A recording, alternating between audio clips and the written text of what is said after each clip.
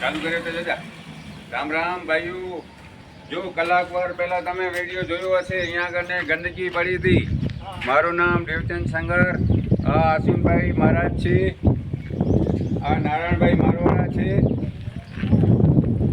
જો મહેનત કરી તો કેવી સફાઈ થઈ ગઈ. બધા સ્વયંસેવક કરો તો જોરદાર કામ થઈ જાય. અને અડધા પંચાયતને નાખવાનું કહ્યું, પૈસા અડધા તમે નાખો તો આ બધું સાફ સફાઈ થઈ જાય. આપણા મફતનગરીમાં શું પટેલ સમાજમાં પણ આવી ગંદકી પડી છે. એ બધા ભેગા થઈને કરો.